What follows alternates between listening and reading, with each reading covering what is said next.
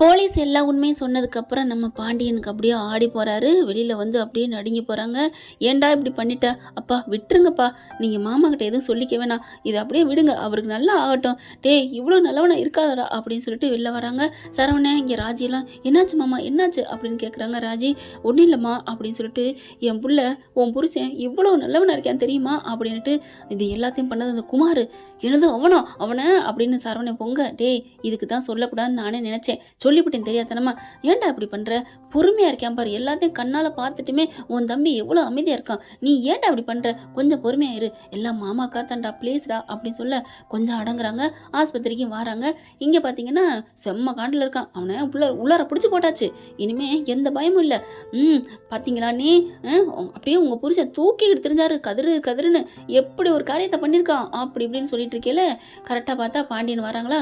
பாண்டியனை பார்த்தா எங்கே வந்த, எங்கடா வந்த அப்படிங்கிற, இங்க பாரு மரியாதையா போயிரு அப்படிங்கிற. குமாரும் கிட்டக்க வந்து நிக்க, டேய் இவனை அடிச்சு வரட்டா, ஏன்டா அப்படி நிக்கிற? குமார்னால ஒன்றும் பண்ண முடியல. ஆமா எதுக்கு இங்க வந்தீங்க? நான் நேராக இப்போ ஸ்டேஷன்ல தான் இங்கே வர்றோம், என் பிள்ளைய பார்த்துட்டு தான் வர்றேன் அப்படின்னு சொல்ல, இவர் கையை அப்படி பிடிச்சி தள்ள போன குமார் அந்த ஸ்டேஷன்லேருந்து வர்றேன்னு தெரிஞ்ச கையோட அப்படியே கையை விடுறாரு. ஏன்னா கதிர் எல்லாத்தையும் சொல்லியிருப்பான். ஐயோ நம்ம இன்னைக்கு போட்டான்டா அப்படின்னு சொல்லிட்டு அப்படியே அங்கிட்டு போய் நிற்க, அந்த பயம் இருக்கணும். டேய் குமார் ஏன்டா அங்கிட்டு போற அப்படின்னு இங்கே சக்திவேல் கேட்க, அப்பா ஒன்றும் இல்லைப்பா, அவங்களுக்கும் உரிமை இருக்குல்லப்பா, பார்க்கட்டும்ப்பா. டேய் நீ எப்படா மாறல இல்லப்பா, உண்மையை தான் சொல்கிறேன் அப்படின்னு சொல்லிட்டு இருக்கீங்களே. இங்கே பாண்டி உள்ளர போக, டேய் அப்படிங்களே படா அப்படின்னு சொல்லிட்டு தள்ளிட்டு போகிறாங்க. டேய் அப்படின்னு சக்தி வர, என்ன டோயிட்டேன்னு அதை போடான்னு சொல்லிட்டு இல்லை போடா அப்படின்னு சொல்லிட்டு உள்ளுக்க போகிறாங்க. உள்ளுக்க போயிட்டு அப்பான்னு ராஜி அழுகுறாங்க. கண்ணு லைட்டாக முழிக்கிறாங்க. அப்பா அப்படின்னு சொல்லிட்டு கட்டி பிடிச்சி அழுக. என்னங்க ஆச்சு அப்படின்னு கேட்குறாரு. அப்படி பார்க்க ஒன்றும் இல்லை, அது வந்து அப்படிங்கல, ஒன்றும் இல்லையா, என்ன நடந்துச்சு தெரியுமா அப்படின்னு சொல்லிட்டு கதிர் எல்லாத்தையும் சொல்லிட்டான். கதிர் தான் உங்களை தள்ளினான்னு சொல்லி கம்ப்ளைண்ட் கொடுத்து வச்சிருக்காங்க தெரியுமா அப்படின்னு முத்து சொல்ல, நம்ம பாண்டி சொல்ல முத்துக்கு செம்ம காண்டாகுது. என்னது கதிர் தள்ளினானா, யாருக்கிட்ட தள்ளினாங்க அப்படின்னு செம்ம காண்டில் எந்திரிக்கிறாரு. பார்த்தா கொஞ்சம் பொறுமை அப்படின்னு பாண்டியன் தாங்க அடக்குறாரு.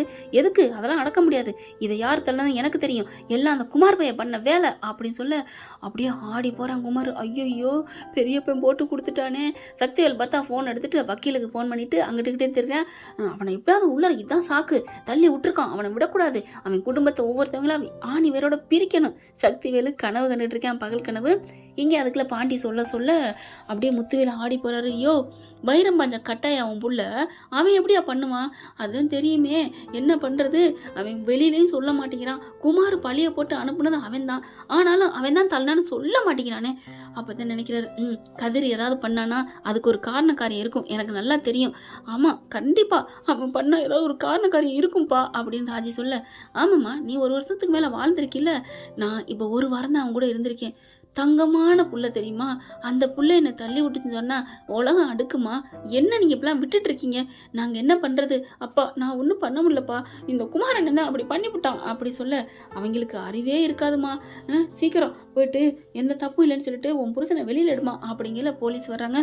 போலீஸ் வருது அப்படின்னு எல்லாரும் ஒதுங்கிக்க, போலீஸ் வந்து முத்துவேல்கிட்ட கேட்குறாங்க, உங்களை தள்ளி விட்டது உங்க மாப்பிள்ளைன்னு சொல்லியிருக்காங்களே, நீங்க என்ன சொல்றீங்க? சார் அதெல்லாம் இல்லை சார், 2 பேருக்கு நடுவில் சண்டை நடந்துச்சு, நான் மறிச்சு விட போனேன், மறிச்சு விடல, அவங்க 2 பேரும் தான் சண்டை போட்டாங்க, கீழே ஒரு கல்லு தடுக்கி விட்டு நான் விழுந்துட்டேன், அதில் என் அண்ணன் என் தம்பி பையன் பெரியப்பா மேலே உள்ள பாசத்தில் இவன் தான் தள்ளி விட்டான்னு நினச்சிட்டான், மற்றபடி யாரும் என்னை தள்ளலை அப்படின்னு சொல்ல, அப்படியா ஆமாங்க அப்படி சொல்ல, என்னங்க ஆளாளுக்கு ஒன்று உங்கள் குடும்பத்து 2 பக்கத்துமே சண்டை பிரச்சனை போய்கிட்டு தான் இருக்கும், அது எனக்கு நல்லா தெரியும் தான், இருந்தாலும் என்ன பண்ணுறது அப்படி சொல்லிட்டு அங்கே அவர்கிட்ட கையெழுத்து வாங்கிட்டு கிளம்புறாங்க. வெளியில் வராங்க. சக்திவேல் நின்றுட்டு இருக்கான். என்னாச்சு சார் அப்படின்னு சொல்லிட்டு குமார் இங்கே நிற்கவும் சக்திவேலால் உள்ளார போக முடியல. என்ன சொல்கிறதா, உங்கள் அண்ணன் அப்படி சொல்லிட்டாரு, என்ன சொன்னாரு, நான் தள்ளி விட்டேன்னு சொன்னாரா, நானும் தள்ளி விடலை. டேய் நீ ஏன்டா முந்திரிக்கிட்டு வர்ற, அப்போ நீ தான் தள்ளி விட்டியா அப்படின்னு சக்திவேல் கேட்க, இல்லைப்பா மருமைய மேலே பாசத்தில் என் மேலே பழி போட்டுட்டா, டேய் அண்ணன் அப்படிலாம் போய் சொல்லாதடா இருடா அப்படின்னு. சார் என்ன சார் சொன்னார், அவர் யாருமே தள்ளி விடலையா, கீழே அவராக விழுந்துட்டாராம், அதை போய் ஏன் இப்படி பெருசுப்படுத்திட்டேன்னு திட்டுறாரு, போங்கய்யா உங்களால் நான் போயிட்டு, எங்களுக்கு எவ்வளோ பெரிய வேலைகள் இருக்குது, உங்கள் ஒரு வேலை மட்டும்தானா, எனக்கு ஒன்று தெரியலைங்க, இல்லை நான் கேட்குறேன், இந்த போலீஸுக்குள்ள போயிட்டா எனக்கு என்ன உங்கள் வேலை மட்டும்தானா, ஒரு கம்ப்ளைண்ட் போயிட்டோம்னா உங்கள் வேலையை மட்டும்தான் கவனிக்கிறதா என் வேலை, ஊரில் 1000 வேலை இருக்குது, அந்த 1000 பேர்கிட்டையுமே இதே வார்த்தையை சொன்னால் அப்போ அவங்களுக்கு எந்த வேலை தாங்க முக்கியமான வேலை, தெரியலங்க எனக்கு, எல்லா இடத்துலையும் இதே தான் சொல்கிறாங்க, ஒரு ஹாஸ்பிட்டல் கவர்மெண்ட்டுக்கு போகிறோமா போய் நின்னா நீ ஒரு ஆள் தானே பார்க்குறேன், தள்ளுமா அப்படியே எரிஞ்சு எரிஞ்சு விழுந்தா. பாவம் இல்லையாங்க, அதுலேயும் பாமர மக்களுக்கு எதுவுமே தெரியாமல் இருக்கல. ஒரு டவுட்டு கேட்டால் அதான் சொன்னோம்ல தள்ளி போங்க அப்படின்னு அந்த வாசலில் நிற்கிறாங்க பாருங்க, க்யூவில் நிற்க வைக்கிறதுக்கு பார்த்துக்கிட்டு இருக்காங்க பாருங்க. அவங்க படுத்துகிற பாடு இருக்கே, ஐயோ அவங்க கடவுள்கிட்டருந்து வர வாங்கிட்டு வந்த மாதிரி படுத்தி எடுக்குதுங்க. ஒன்றுமே புரியலைங்க. இப்போவும் அதே மாதிரி தான் போலீஸும் சொல்லிட்டு போகிறாங்க, எங்களுக்கு 1008 வேலை இருக்குது, காம்ப்ளைண்ட் கொடுத்துட்டு சும்மா அலக்கழிக்கிறீங்க அப்படின்ட்டு போயிடுறாங்க. இப்போ முத்துவேல் உண்மையை சொன்னதுனால நீங்கள் ஈஸியாக சோழி முடிஞ்சிச்சுடி மோனே. இப்போ மட்டும் சொல்லனா அவன் குற்றவாளி இல்லை இவன் குற்றவாளின்னு நீங்களும் அலக்கழிச்சிருப்பீங்க, அதுலேருந்து தப்பிச்சிட்டீங்க. சரி போ போ போ வழியை விடு காத்த விடு அப்படின்னு தான் சொல்லணும். போலீஸும் போயிடுறாங்க. இங்கே பார்த்தா முத்துவேலையும் சக்திவேலையும் குமாரையும் கூப்பிட்றாரு. ஆயா போய் கூப்பிடுது. அதுக்கப்புறம் 2 பேரும் வராங்க. அதுக்குள்ளே இங்கே நடுவில் கட்டி பிடிச்சிட்டு அழுகுறாங்க. மயனே நான் பெத்த மயனே, என்ன கட்டின புருஷா, என்ன கட்டின புருஷனோட அண்ணா அப்படின்னு வடிவு மாதிரி அம்பட்டும். பழனி பார்த்தா துடிக்குது, என்ன அண்ணே இப்படி ஆயிட்டனே அப்படி இப்படின்னு இருக்கிறாங்க. அதுக்கப்புறம் சக்திவேலும் குமாரும் வர அப்படியே பார்க்க, என்னண்ணே நீ ஏன்னு உன் மருமையை காப்பாற்றிட்டியா, அடைச்சி வாய மூடுறா, நான் எங்கிட்ட காப்பாற்றினேன் அப்படின்னு சொல்லிட்டு உன் மயனுக்கே தெரியும் அப்படின்னு சொல்லிட்டு குமாரை கூப்பிட்டு சப்புன்னு 4 அறை கொடுக்குறாரு. பெரியப்பா ஏண்டா நீனே என்னை அடிச்சு புட்டு தள்ளி புட்டு பெரிய அப்பா உன் மச்சான கூட பார்க்காம பண்ணிட்டியாடா. என்னது மச்சானா? ஆமாடா, தங்கச்சி புருஷன் என்னடா வேணும், ராஜியோட அப்படி வச்சு வாழ்ந்துட்டு இருக்காண்டா, அவனை போய் தள்ளி விட உனக்கு எப்படா மனசு வந்துச்சு அப்படி இப்படின்னு கத்த.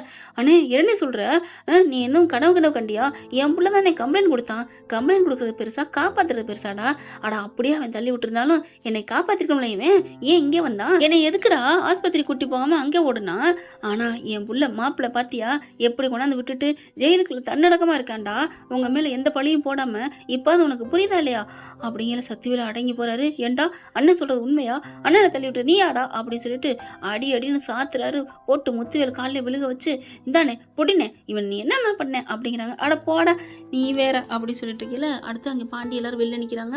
நல்லா ஆயிடுச்சு எனக்கு, நான் டிஸ்சார்ஜ் ஆகணும் அப்படின்னு இங்கே முத்துவேலு டாக்டர்கிட்ட சொல்ல, சரிங்க சார் ஒன்றும் இல்லை மண்டை மட்டும் தான் கிராச் ஆயிடுச்சு, மயக்கம் இருந்துச்சு, கிளம்பலாம் அப்படின்னு சொல்லிட்டு டிஸ்சார்ஜ் பண்ணிடுறாங்களா.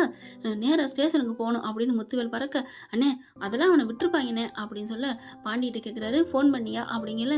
பழனி அதுக்குள்ளே அப்பயே போயிடுறாரு. பழனிக்கு கால் பண்ணுறாங்க. இப்போ தான் ஃபார்மேட்லாம் முடிக்குது, கையெழுத்து போடுறாங்க, வந்துடுவாங்க அப்படின்னு சொல்ல, சரி நம்ம வீட்டுக்கு போவோம் அப்படின்னு வீட்டுக்கு போயிடுறாங்களா. வீட்டுக்கு போன கேடா அத்தா அப்படின்னு கூப்பிட்றாங்க. அண்ணே என்னை மன்னிச்சிருண்ணே, இவன் இப்படி பண்ணுவேன்னு நினைக்கவே இல்லைண்ணே, நல்லா வளர்த்து வச்சிருக்கடா அப்படின்னு சொல்லல. பெரியப்பா என்னை மன்னிச்சிருங்க பெரியப்பா அப்படின்னு காலில் விழுக, நான் இனிமேல் எந்த தப்பும் பண்ண மாட்டேன். ஓ இது மாதிரி 1000 தட்டை சொல்லிட்டேன், ஆனால் இனிமேல் நீ எந்த தப்பும் பண்ண மாட்டேன், இப்போவே நீ ஒரு தப்பு பண்ணுவடா. எப்படி பெரியப்பா பண்ணுவ, நான் சொல்கிறேன். டேய் சக்திவேலு குறிச்சு வச்சுக்கோ, உன் மயன் இப்போ ஒரு காரியம் நடக்க போகுது பண்ணுவான் அப்படிங்கல. பார்த்தா என்னன்னு பார்க்குறாங்களா. இங்கே என்ன பண்ணுறாங்க, அப்பத்தாக்கிட்ட நீ வந்து அதா நீ போய் ஆரத்தி எடுத்துட்டு வா. எதுக்குயா, நீ எடுத்துட்டு வா, நீ தான் வீட்டுக்குள்ள வந்துட்டிய, வந்தா என்ன எடுத்துட்டு வாங்கல. முத்துவேலும் இங்கே சக்திவேலு குமாரவேலு எல்லாம் பார்த்துட்டு இருக்காங்க. கொஞ்ச நேரத்தில் கதிரை கூட்டிகிட்டு வந்து எல்லாம் இறங்குறாங்க. இறங்கையில் இங்கிட்ட எல்லாம் இங்கிட்டு தாங்க பார்க்குறாங்க. கதிரை பார்த்து இப்படி கூப்பிட்றாருங்க. கூப்பிட்டு அடுத்தது மின்னல் மாதிரி வராரு நம்ம தலைவர் கதிர். ராஜி பாண்டி கோமதி எல்லாரும் வராங்க. அப்படியே இவருக்கு ஒன்றும் சொல்ல முடியல, புசு புசுன்னு வருது சக்திவேலுக்கு. ஏன்னா பையன் பண்ண தப்பால் அடங்கிக்கிட்டு இருக்காரு. கிட்டக்க வந்தோடனே என்ன மாமா அப்படின்னு கூப்பிட, மாமான்னு கூப்பிட்டுட்டானேன்னு குமாருக்கு அடிவேர் கலக்குது. பாண்டி நம்ம ஆளு தலைவர் முத்து பார்க்குறாரு. பாண்டி இங்கே வா அப்படின்னு சொல்லிட்டு, நீ எடுத்துட்டு வாமா அப்படின்னு ஆரத்தி எடுத்து, என்னால் எந்திரிக்க முடியல, நான் கையை வேணா பிடிச்சிக்கிறேன் உட்காந்துக்கிட்டேன், நீனே எடுமா அப்படின்னு அவங்க அம்மாவை பிடிக்க வச்சு, வடிவு உடனே நான் எடுக்கிறேன் அப்படின்னு வருது. அப்படியே முத்துவேல் பார்க்குறாரு. வடிவு ஆமாங்க, உங்களுக்கு மட்டும்தான் மாப்பிள்ளையா, எனக்கு மாப்பிள்ளை இல்லையா என்ன, அப்பாடா அப்படின்னு நிம்மதி நெஞ்சில் கை வச்சுறாரு. அதுக்கப்புறம் ஆரத்தி எடுக்க சொல்கிறாங்க. மாமா அதெல்லாம் வேணாம் மாமா, நீ சும்மா இருயா, நீ போலீஸ் ஸ்டேஷன் போயிட்டு வந்திருக்க, ஊர் கண்ணு பூரா உனக்கு தான் பட்டிருக்கும், ஏன் கண்ணு தான் உனக்கு முதல்ல பட்டுருச்சு, முதல்ல சுற்றி போடணும், சூடை எடுத்து அந்த பற்ற வை அப்படின்னு சொல்ல சூடத்தை எடுத்துகிட்டு வராங்க, பற்ற வைக்கிறாங்க, ஆரத்தி எடுக்கிறாங்க. அப்பா என்னப்பா இதெல்லாம் நடக்குது, பட்டுன்னு ஒரு அறை கொடுக்குறாரு சக்திவேலு குமாருக்கு. எல்லாம் நீ தான்டா, நீ பண்ணி வச்சாதான், உன்னால தான் எதையுமே சொல்ல முடியல, இப்போ நான் ஏதாவது சொன்னேன் டாய் அப்படின்னு என்கிட்ட தான் என் தெய்வம் என் அண்ணனே திரும்பும், ஏன்னா அவரை தள்ளி விட்டது ஓன் பிள்ளை தானே, அவன் காப்பாத்திருக்கான், அப்ப அவனுக்கு நம்ம ரெஸ்பாண்ட் கொடுக்கணும் அப்படின்னு சொல்லுவாரு, நான் என்ன பண்ண முடியும் அப்படின்னு சக்திவேலு புலம்பி தள்ளுறேன். போச்சு எனக்கு இல்ல சொத்து பூரா அழிட்டு போறாங்க அப்படின்னு சொல்லிக்கிட்டு, இன்னைக்கு மட்டும் சந்தோஷமா இருங்கடா, நாளைக்கு இருக்குடா அப்படின்னு சக்திவேலு நினைக்க, இவங்க அப்படியே ஆரத்தி எடுத்து உள்ள வாங்க அப்படிங்கல. பாண்டி நிக்கிறாரு. அட வாங்க மச்சான், மச்சான கூப்பிட்டீங்க, அட ஆமா சம்மந்தியா, யோ என்னையா சொல்லணும், அப்புறம் ஏன் வாயா தாத்தா நான் கூப்பிட்றேன்னு அப்படிங்கல சந்தோஷப்பட்டு 2 பேரும் கட்டிக்கிறாங்க. முத்துவேலும் பாண்டியும். அப்படியே எல்லா கும்பலும் உள்ளுக்க போக குமாரும் சக்திவேல் மட்டும் ஐயோ போச்சேன்னு உட்காந்துட்டு இருக்காங்க. என்ன ஃப்ரெண்ட் இப்படிலாம் போனா நல்லா தானே இருக்கும். பார்க்கலாம். தேங்க்யூ. இந்த வீடியோ உங்களுக்கு பிடிச்சிருந்தா தயவு செய்து லைக் பண்ணுங்க. இன்னும் அப்டேட்ஸ்க்காக சேனலை சப்ஸ்கிரைப் பண்ண மறக்காதீங்க. நம்ம கிட்ட இருக்க எல்லா சேனல்ஸோட லேட்டஸ்ட் வீடியோ அப்டேட்ஸ்க்காக மேல ரைட் சைடுல காட்டுற லிங்கை கிளிக் பண்ணி வாட்ஸ்அப் குரூப்ல ஜாயின் பண்ணுங்க. உங்களிடம் விடைபெறுவது நான் உங்கள் மெஹர்.